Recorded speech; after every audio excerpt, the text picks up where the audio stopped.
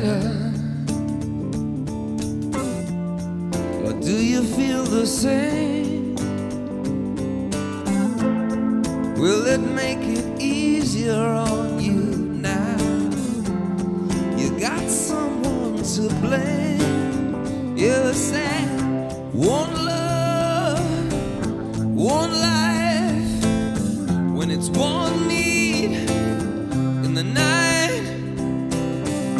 One love, we get to share it. Leaves you, baby, if you don't care for it.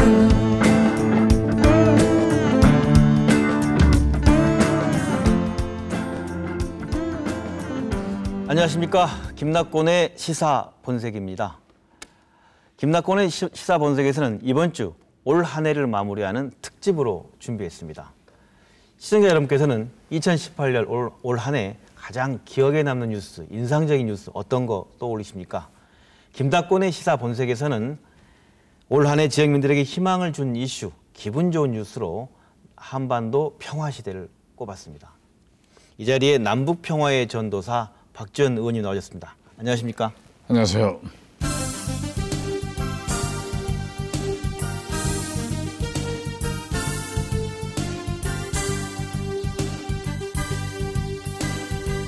정치 9단 그리고 평화 14단 이거 어떻게 좀 됐는지 모르겠는데 평화는 14단이라는 말씀까지 들으셨어요. 글쎄요, 뭐 일부 방송에 제가 출연을 많이 하는데 네네.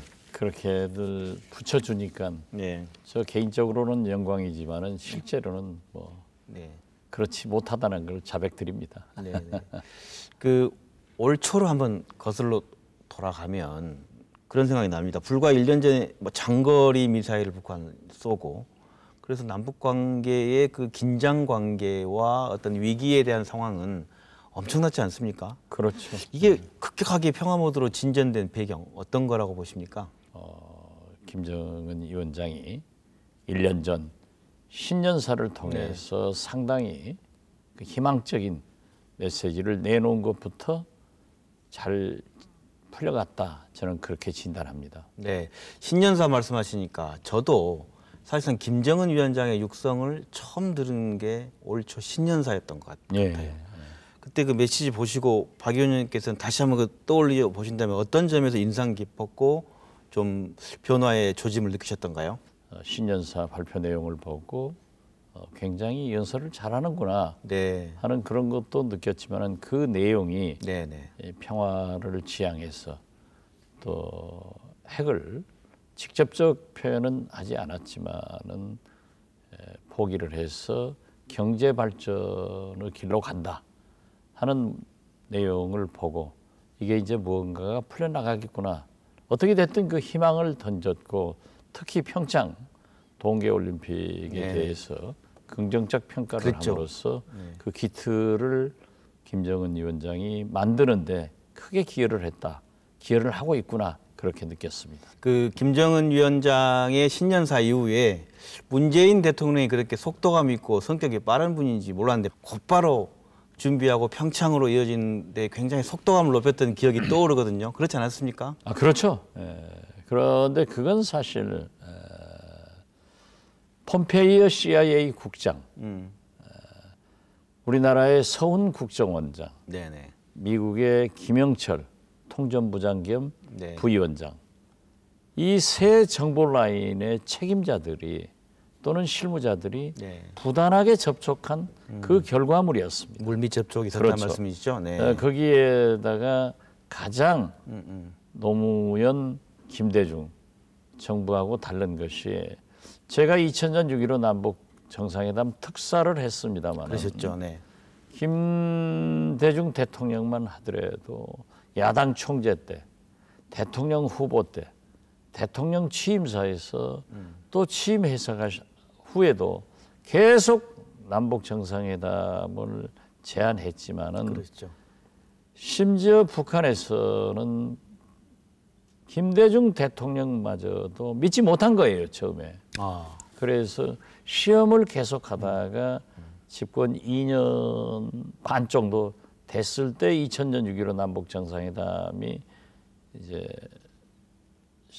이루어졌고 사실 그 실천할 기회를 상당히 갖지 못했습니다. 네네. 노무현 대통령은 어떤 의미에서 보면은 임기 말 12월 대통령 선거 바로 전에 그렇죠. 14 선언을 함으로써 그 선언 자체는 좋지만은 아무런 실천이 할 수 없었는데 네네. 이번에 문재인 대통령은 임기 초에 또 상대적으로 트럼프 대통령도 임기 1년 만에 이러한 것이 이루어졌단 말이에요. 또 김정은 위원장은 어떤 의미에서 보면 임기가 없는 분 아니에요. 그렇죠. 그래서 저는 문재인, 김정은, 트럼프 이 세 정상이 임기 초에 이러한 일을 할 수 있었기 때문에 만약 합의만 되면은 많은 남북 관계의 진전이 이루어지고 또 그 트리오 네. 서훈, 김영철, 폼페이오 여기에서 백업을 하기 때문에 참 좋은 결과가 나올 것이다. 자연스럽게 지금 남북 정상회담 말씀하셨는데 그 평창의 스포츠 행사가 끝나고 난 이후에 결국 올해 가장 CNN이 뽑은 가장 좋은 일로 보았던 4.27 남북 정상회담이 판문점 선언이 나오는 남북 정상회담이 열리지 않았습니까? 그 현장 그 기억나시고 올해 그 가장 인상적인 장면으로 떠올랐는데 그 이후에 그 만찬장에도 또 초대받으셨고 그렇죠.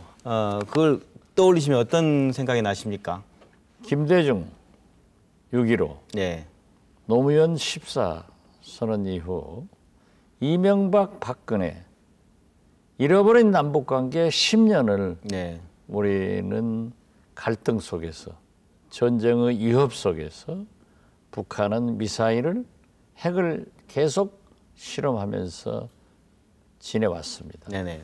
그렇지만은 그러한 모든 계기로 4.27 판문점 선언은 그러한 것을 다 허무는 대역사적인 남북 정상회담이 재개된 겁니다. 네. 거기에서 보십시오. 문재인 대통령께서 3.8 경계선에서 나는 언제 넘어가 볼까요? 그러니까 김정인 위원장의 순발력 지금 넘어오십시오. 그렇죠. 네.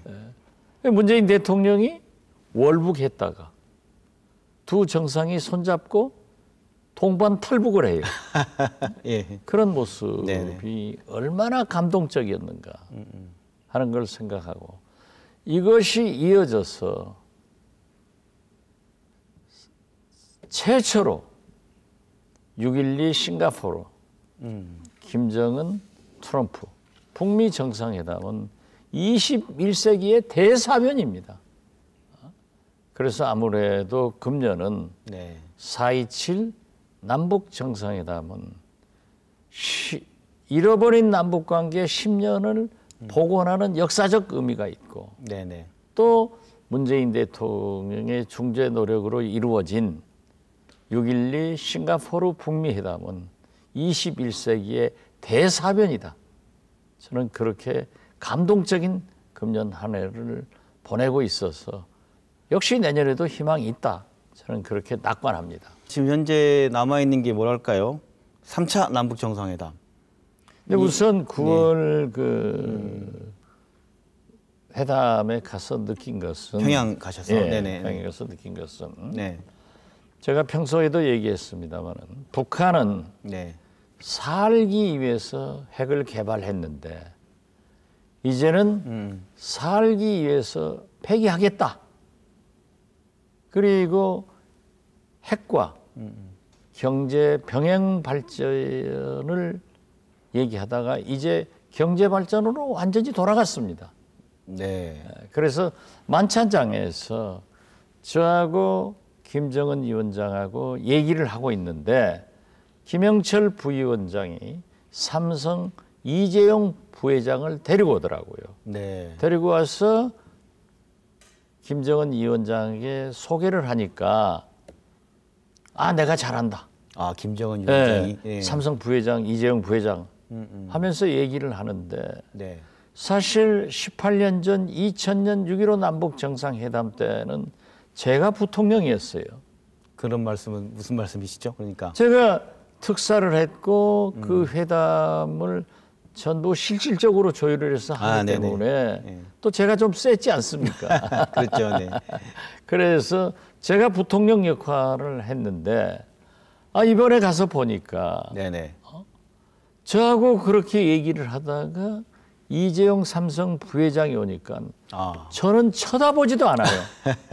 완전히 있는지 없는지도 모르는 거예요. 그만큼 경제예요. 북한이. 경제 발전에 대한 예. 열의를 진정성을 느끼는 얘기다. 느끼죠. 그래서 내가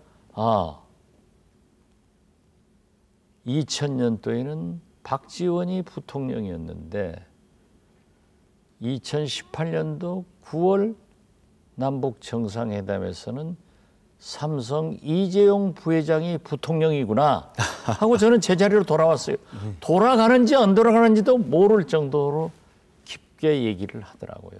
그만큼 북한은 지금 현재 핵을 폐기해서 네네. 살기 위해서 경제 발전에 모든 포커스를 맞추고 있다 하는 것을 제가 좀 간접적으로 설명을 했습니다. 그렇게 설명하셨음에도 국민 일부나 여론은 그게 아니고 핵을 여전히 두면서 거래하려고 한다거나 경제 발전이나 뭐 더 앞서 있는 생각이 아니겠냐라고 의심하는 분들에게 그렇지 않다는 말씀이신 건가요? 그렇죠. 그렇지만은 그 의심도 저도 지금도 하고 있습니다. 네. 우리가 지금 일반적으로 한국이나 미국이나 국민, 언론, 오피니언 리더, 정치인들이 북한에게 당장 핵을 폐기하고 네. 불가역적이고 그렇죠. 검증 가능하게 하라고 하는데 역지사지 해보세요. 김정은 위원장이 핵을 완전히 폐기하겠어요? 저는 절대 하지 않는다고 생각합니다. 네. 그러나 김정은 위원장은 어느 정도 성의를 표시하는 거고 그런 의미에서 네. 뭐 동창리까지 많은 시설을 폐기해 준 거예요. 그러나 트럼프 대통령은 말과 종이로 약속을 한 거예요. YS가 내각제 각서 써주고 나 안 해 하고 찢어가지고 대통령 돼버리지 않습니까? 트럼프는 나 안 해 하고 찢어버리는 데는 10초도 안 걸려요. 그러나 김정은 위원장으로서는 핵시설과 핵무기를 폐기로 보장을 해야 된단 말이에요. 그런데 만약 깨지면은 자기는 복구를 하려면은 돈도 많이 들어가야 되지만은 1, 2년 걸려야 된단 말이에요. 그렇기 때문에 지금 김정은 위원장으로서는 나는 4가지나 폭발을 해줬는데 트럼프 대통령 당시는 겨우 한미 군사훈련 하나 연기해줬지 않느냐. 네. 그러나 전 세계가 김정은 위원장의 그 정도의 행동을 가지고 감동을 받지 못하고 있는 거예요. 네. 그래서 저는 거듭 말씀드리지만 김정은 위원장이 지금 영변 거기에서는 지금도 핵무기를 생산하고 있습니다. 그런데 6.12 싱가포르 북미 정상회담 합의문에는 북한이 핵 생산을 중단한다는 건 없어요.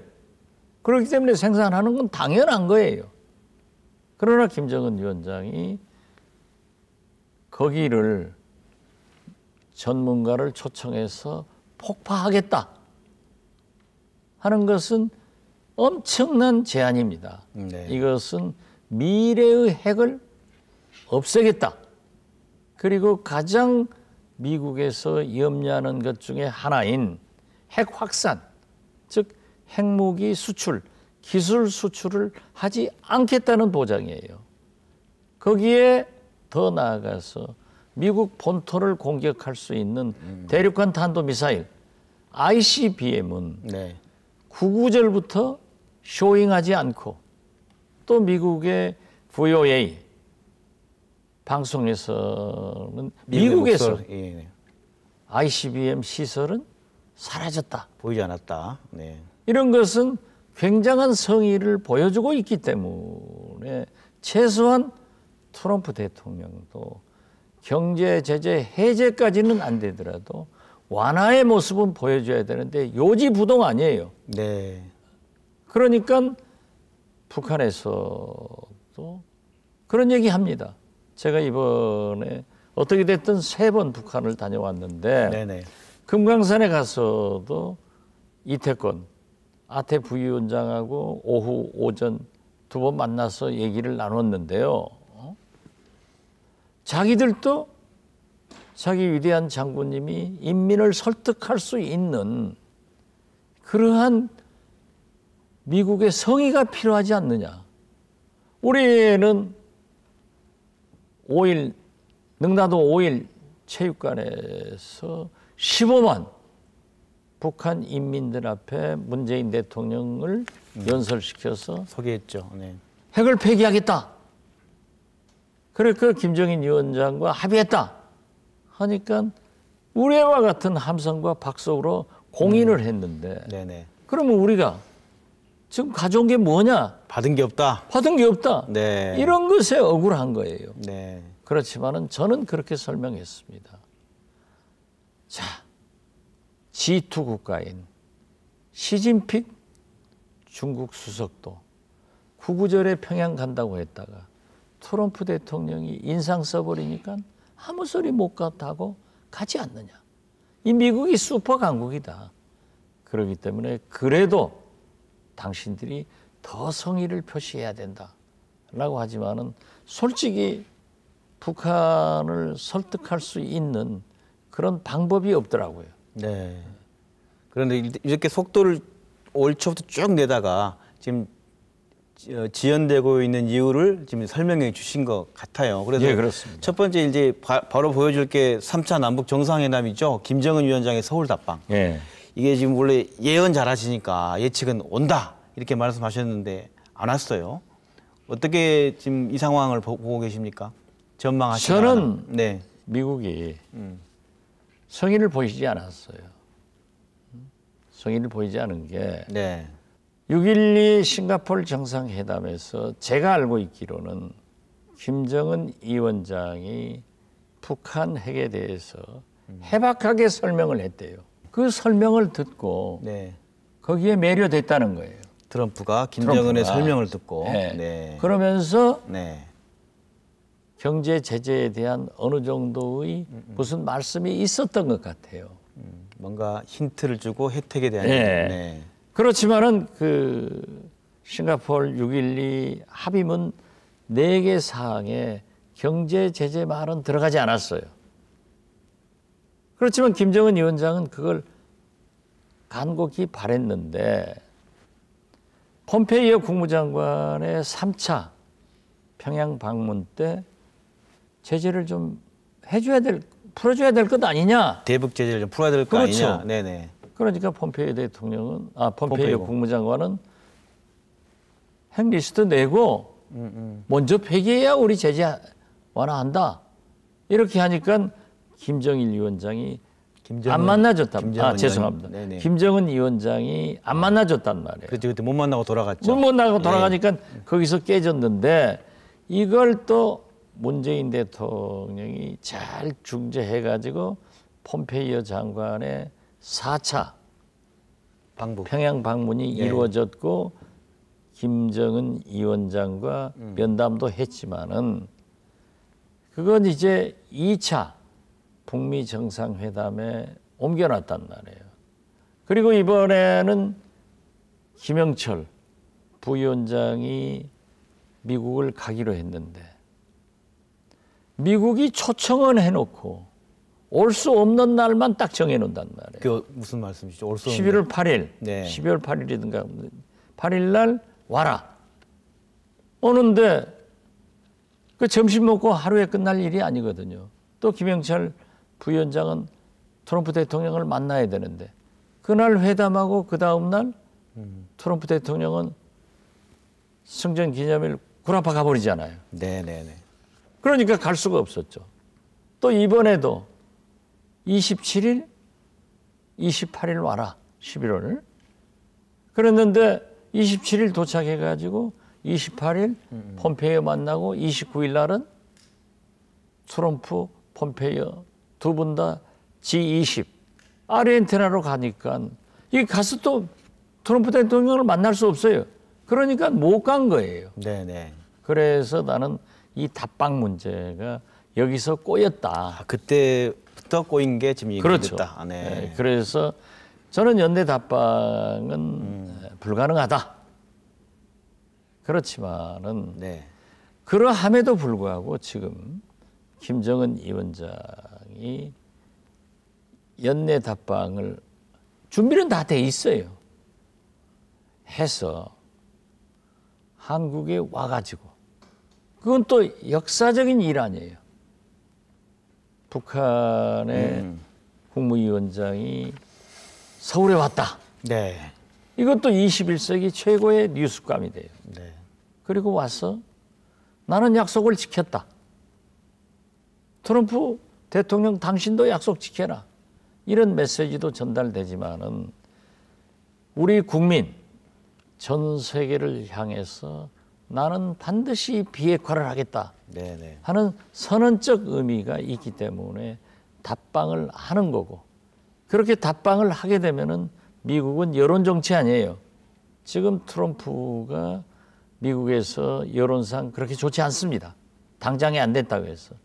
그러면은 여론도 좀 좋아지면은 바로 2차 북미 정상회담이 이루어질 수 있기 때문에 저는 다시 말씀드려서 연내 답방은 내일이라도 할 수 있으니까 31일 날이라도 올 수 있는 것이 우리 관계란 말이에요. 그럼 만약에 안 오면은 미국하고 그 관계를 떠나서 먼저 1월 달이라도 빨리 김정은 위원장이 답방을 하는 것이 미국 여론과 세계 여론을 움직이는 길이기 때문에 전략적 사고를 갖더라도 답방해라. 이렇게 다시 한번 촉구합니다. 일단 이 올 한 해를 되돌아봤습니다. 되돌아보면서 이 시간대별로 좀 되돌아봤지만 이것이 갖고 있는 의미를 한번 이제 처음으로 그동안 10여 년 이상 끊겨 있다가 다시 시작된 이 분위기를 어떻게 살려야 될지 의미는 무언가 그 이 중에 하나를 남북 철도 연결 얘기를 한번 했으면 좋겠습니다. So lying underneath those stormy skies, she said, "Oh, I know the sun was set to rise. This could be paradise, paradise, could be paradise."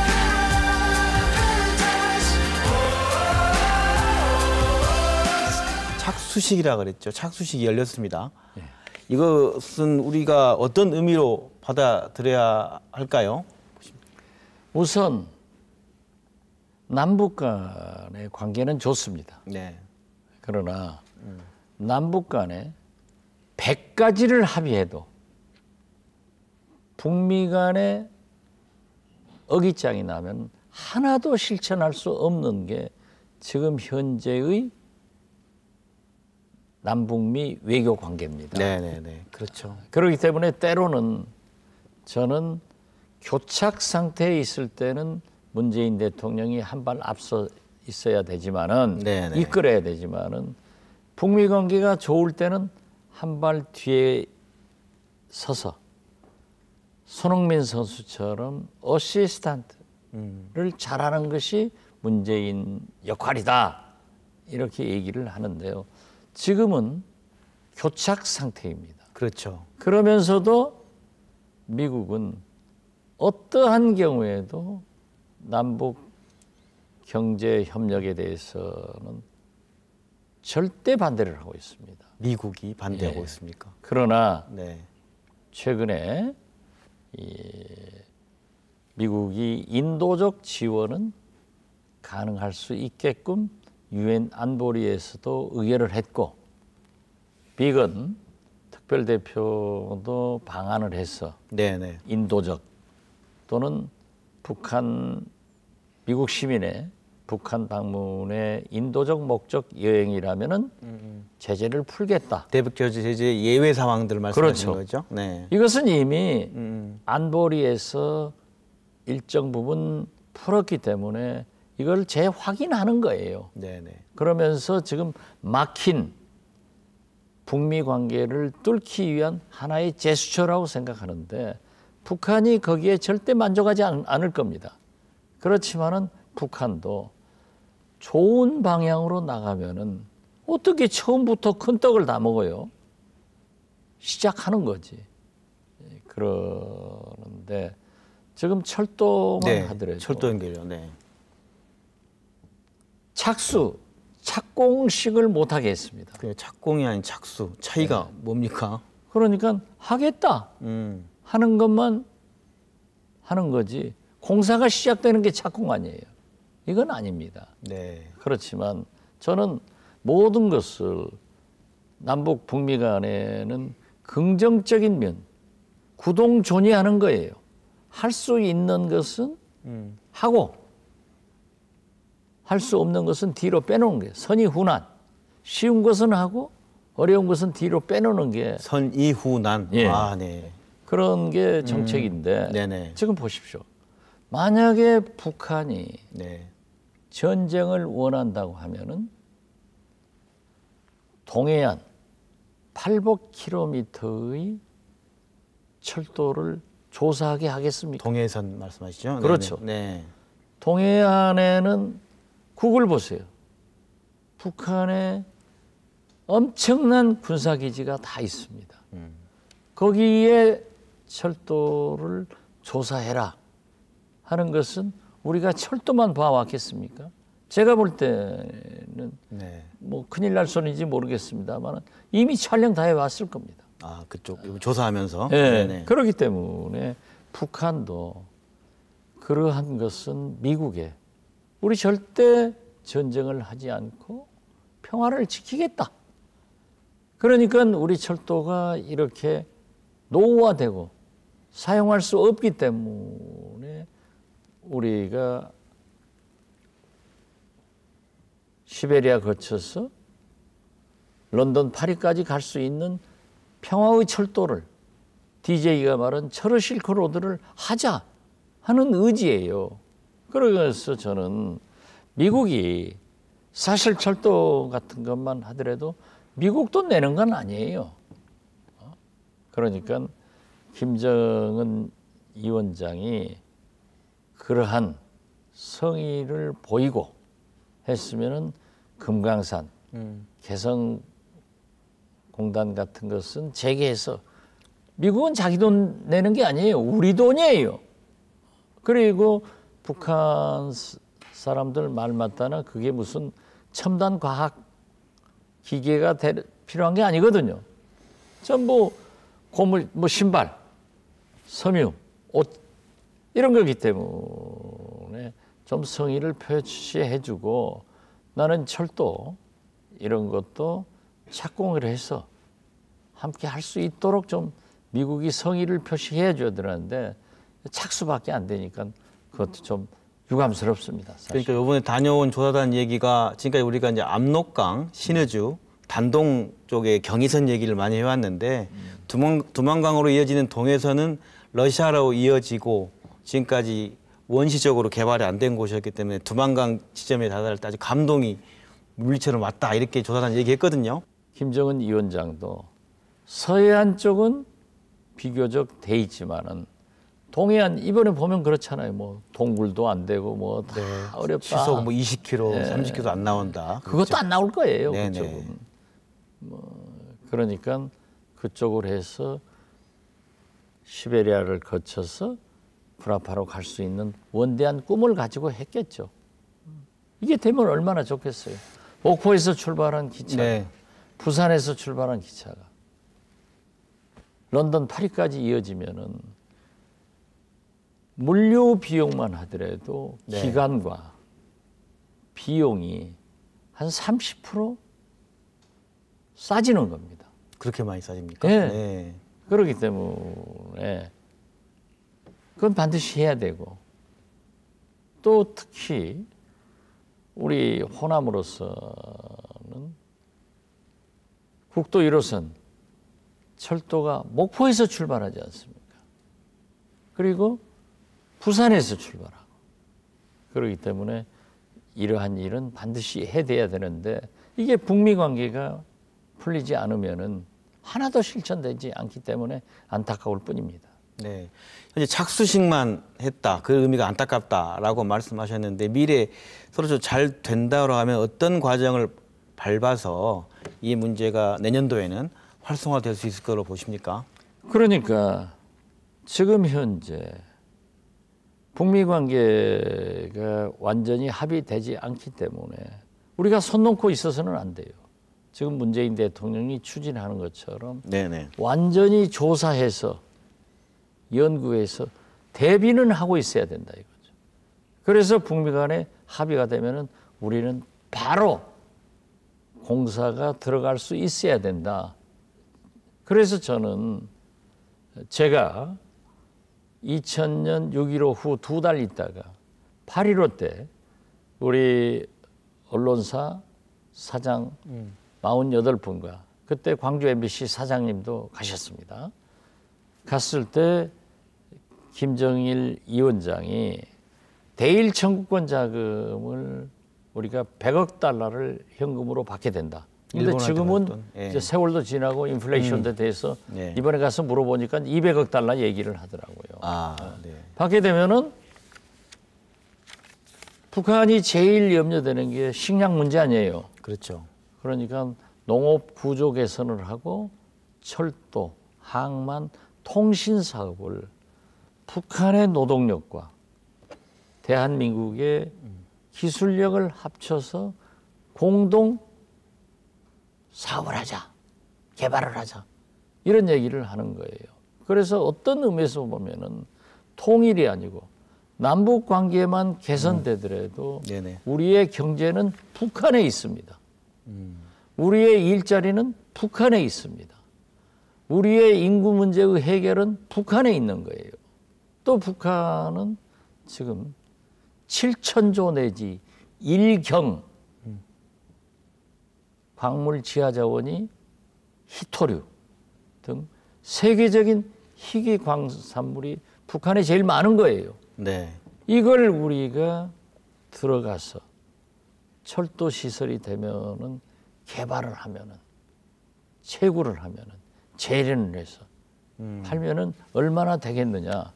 그리고 특히 우리 호남은 농업 기술이 최고 아니에요. 그렇죠.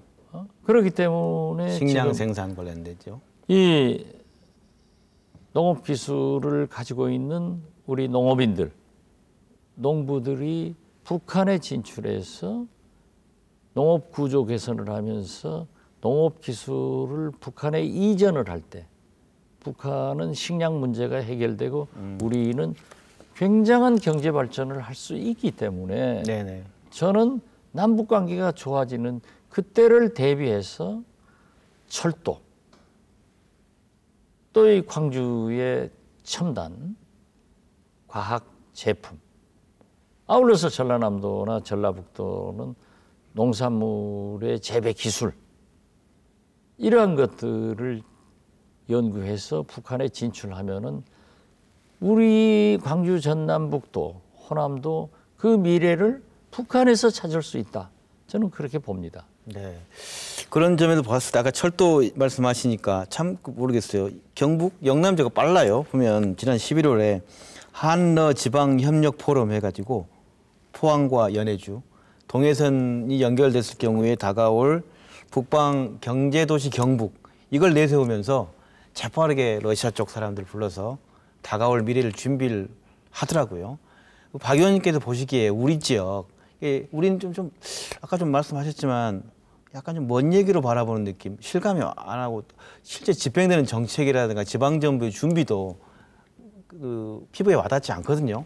저는 우리가 결코 늦지 않았습니다. 오히려 우리 호남이 더 좋은 입지이기 때문에 우리도 그러한 준비를 해 나갈 필요가 있다. 저는 그렇게 생각합니다. 그 더 나은 입지라고 한다면 평양을 중심으로 한 서쪽 지역 그리고 그렇죠. 또 중국을 바라보고 있는 우리 지역의 장점, 중국과 이쪽으로 본다고 한다면 이게 말 그대로 더 빠른 속도로 이루어질 일 아닙니까? 훨씬 이루어지고 네. 또 뭐라고 하더라도 우리는 조금 낙후됐다고 하지만은 북한의 가장 당면한 게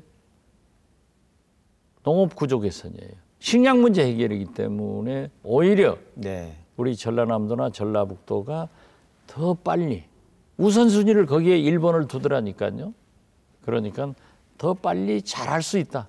그리고 우리 농촌 문제, 농업 경제 문제가 바로 그렇게 진출하면은 북한에 있다.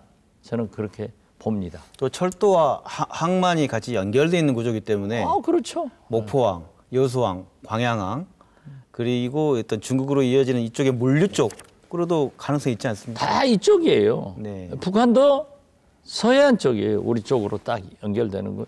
저 동해안 쪽은 없으니까 그렇게 하는 거죠.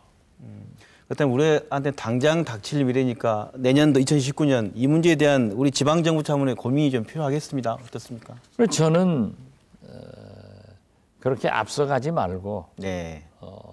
먼저 광주시는 전남은 함께 공동으로 이런 대책 기구를 만들어 가지고 네. 산업별로 분야별로 준비를 하는 것이 바람직하다 이렇게 생각합니다. 철의 실크로드를 외쳤던 그 김대중 전 대통령의 뜻, 네. 그때 플랜과 지금 문재인 정부의 플랜을 좀 비교하신다든가 아니면 또 그걸 좀 이쪽이 좀 받아서 보완했으면 좋겠다든가 이런 생각을 두 가지를 보셨기 때문에 느낌이 있으실 것 같아요. 어떻습니까? 지금 현재는 네. 김대중 대통령의 햇볕 정책 이념을 네. 가장 잘 이어받으신 분이 문재인 대통령이고 네. 그 생각이나 지금 현재 뭐 철의 실크로드 이런 것들은 딱 같다고 생각합니다. 아, 네. 네. 그렇기 때문에 저는 문재인 대통령의 성공을 위해서 특히 대북 정책을 위해서 앞장서서 지지를 하고 있고 저는 반드시 우리 진보 개혁 세력이 정권 재창출을 해서 DJ의 노무현의 문재인의 이러한 햇볕 정책, 남북 포용 정책이 계승 발전해서 꽃을 피워야 된다라고 하기 때문에 저의 가장 큰 마지막 할 일은 진보 중도 개혁 세력의 재집권이다. 저는 그렇게 생각하고 그것을 위해서 마지막 제가 할 일이 남아있다. 이렇게 생각합니다. DJ께서 어떻게 생각하실까요? 이렇게 올 한 해에 정상회담이 세 차례나 열리고 그리고 철도에 대한 뭐 착공식이 아니면 착수식이 열리고 어떠셨을까요? 내가 생각한 만큼 가는 거야 아니면 이게 정말 내 꿈이 이루어지네 어떻게 생각하실 것 같아요? 굉장히 기뻐하실 것 같아요. 네. 그리고 아낌없는 박수를 보낸다고 생각합니다. 그리고 이 정도의 난관은 우리가 70년간 분단되고 전쟁한 특히 미국과는 북한과는 한 번도 얼굴도 안 대면한 그런 네. 정상들이 만나는 것은 네. 엄청난 발전이에요. 이게 더 이상 잘 되리라고 기대하면 그건 욕심입니다. 이런 문재인 대통령께서도 말씀하셨지만은 디테일의 악마가 있는데 네. 이런 것은 극복할 수 있기 때문에 인내하고 설득하면서 앞으로 나가라 이렇게 말씀하실 겁니다. 네, 문재인 대통령이 말씀하셨으니까 내년이 문재인 대통령 정부 3년입니다. 3년. 지지율의 변화도 좀 발생하고 있고 이런 남북 평화의 문제를 해결하려면 국내적인 지지와 기반이 확실히 보장돼야 되는 거 아니겠습니까? 어떻게 전망하십니까? 저는 국내 정책에 대해서는 네. 신랄하게 비난했습니다. 최근에도 제가 이영자 아, 20대 네. 영남 자영업자들한테 지지도가 떨어져서 너희 어렵다. 참 말씀 잘 만드셔요. 또 그때 이영자 인기인을 또 주셔가지고. 네. 금년 최고의 정치 네. 좋을 겁니다. 네. 6개월 전부터 얘기하는 게 문재인 대통령은 북경노적사, 북경노적사 이게 뭡니까? 즉 북핵, 네. 경제, 네. 노동, 네. 적폐청산, 사법부 붕괴 이 5가지로 엄청난 쓰나미가 온다. 그렇기 때문에 여기에 대처를 잘해라 하고 있는데 실제로 지금 와서 대처를 잘못해가지고 네네. 지지도가 떨어지고 있지 않습니까? 그래도 우리 호남에서 높은 지지도가 유지돼서 이 정도 되고 있는 거예요. 네. 그런데 최근에 와서는 호남도 이제 지지도가 빠졌는데 호남은 그럴 수밖에 없는 게 큰 기업이 없기 때문에 자영업 중심으로 경제가 구성되고 있습니다. 자영업이 다 붕괴되고 있잖아요. 그래서 저는 또 제 경험에 의하면 집권 2년 차가 오면은 항상 이런 문제가 터집니다. 네네. 이때 문재인 대통령이 독하게 강하게 과감한 인적 개편을 해야 됩니다. 청와대건 내각이건 민주당이건 개편을 해서 이제 눈 부릅뜨고 나간다 하고 해야만이 나머지 3년을 개혁하고 성공할 수 있지. 네네. 여기서 또 미적미적 하면은 이건 완전히 망하는 거예요.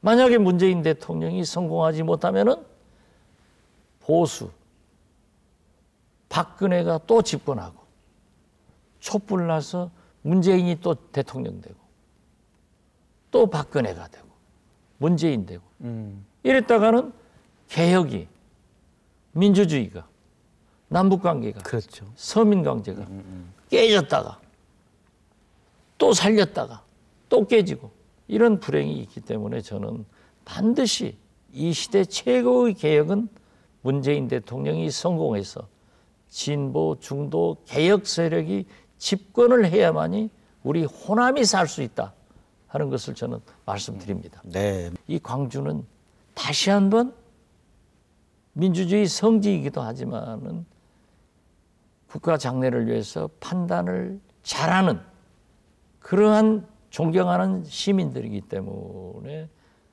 제가 이렇게 호소하는 것을 그 의미를 무엇보다도 잘 아실 것으로 저는 믿고 네. 그런 방향을 광주 시민들이 이끌어 주셔야만이 이 나라가 발전할 수 있고 우리 호남이 살 수 있습니다. 네.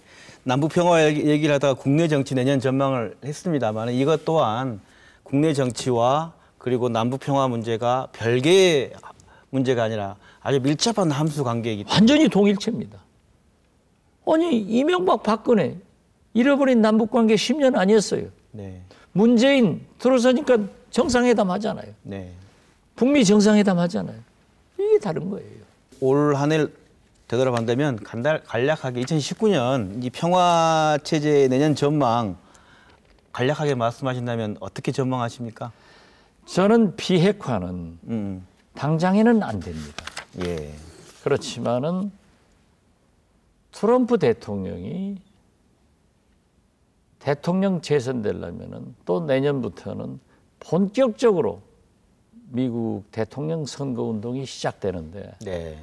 트럼프의 모든 것은 이익이 되느냐 안 되느냐 손익 개념으로 접근하는 참 남나라 대통령한테 미안한 얘기지만은 부동산 투기업자 같은 무서운 분이에요. 네네. 그렇기 때문에 네. 저는 첫째는 트럼프 대통령이 잘 돼야 된다. 그래야 남북 관계가 좋아진다. 아까 말씀 기도하는 마음으로 그러시나요? 기도하는 마음으로 저는 말씀을 드리고 네. 이 트럼프 대통령이 미국 민주당과 차별화의 길은 네. 지금 미국의 근대 가장 존경받는 클린턴, 오바마 대통령은 물론 힐러리도 하지 못한 북한의 비핵화를 나는 한다 하기 때문에 반드시 이루어질 겁니다. 그러나 트럼프는 비즈니스맨, 프레시던트, 세일즈던트예요. 그래서 그 대선 가도의 일정을 맞추어 가면서 하고 있다. 중간 선거 때까지는 I love 김정은 네. 하더니 지금 미중 무역 전쟁을 해소하기 위해서는 요즘은 I love 시진핑 하고 있잖아요. 네. 그래서 저는 돌아온다. 그러면 그때 좀 우리가 평화는 기다려야지 당장에 되는 건 아니기 때문에 일정을 맞춰서 하면은 저는 비핵화가 되고 그 비핵화의 길은 완전한 비핵화는 미국 최고의 북한 핵 전문가인 해커 박사도 네. 10년, 15년이 걸린다. 시간이 걸린다고 그랬죠. 네. 꽤. 그렇기 때문에 최소한 영변의 핵 생산 시설을 전문가를 초청해서 북한이 폭파해 줌으로써 미래의 핵과 핵 확산 수출을 보장하지 않는다는 것을 보장해 주고 미국 본토 공격의 ICBM은 폐기해 줄 것이다. 그러면은 트럼프 대통령은 경제 제재 해지까지는 안 되더라도 상당한 완화를 해서 북한의 경제 발전에 도움이 될 수 있도록 해야 된다. 이렇게 하다가 신뢰를 회복해서 평양의 미국 대사관이 워싱턴의 북한 대사관이 들어설 수 있을 정도의 신뢰가 회복되면은 저는 완전한 비핵화가 이루어져서 한반도의 새로운 시대가 열린다. 저는 그렇게 보기 때문에 절대 포기하지 말고 2019년도는 더 좋은 일이 있을 것이다. 네. 저는 그렇게 희망을 갖고 있습니다. 예언을 2019년은 남북 관계는 더 좋은 일이 있을 저는 그렇게 봅니다. 예, 특히나 재선을 과도를 달리는 트럼프에게는 다시 또 김정은에 대한 사랑이 시작될 것이다. 그렇죠. 네, 알겠습니다. 우리 박 의원님께서는 이런 말씀도 하신 적이 있어요. 초대 내가 평양 대사가 되고 싶다. 김대중 대통령님이 평소에 바라던 민주주의, 서민경제, 특히 남북관계 개선을 위해서 제가 할 수 있는 일이 바로 그것이다. 네. 그래서 나는 그것을 위해서 남북관계 개선을 위해서 정치를 하고 있기 때문에 만약 여기에 기여를 해서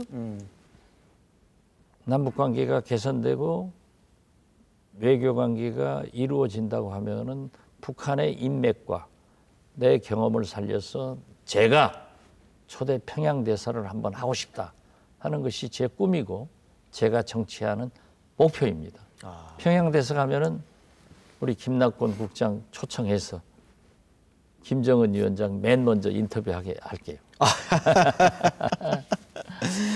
네, 올 한 해를 마무리한 특집에서 자리해 주셨는데요. 어떤 평화, 한반도 평화 시대라는 것을 저희 김낙곤의 시사본색에서 올 한 해 가장 기분 좋은 뉴스와 시사로 꼽았습니다. 박 의원님께서 우리 지역 시청자들에게 마지막으로 뭐랄까요? 당부의 말씀이라든가 소회라든가 전하신다면 어떻게 얘기하시겠습니까? 우선 우리 김낙곤 국장의 시사본색. 네.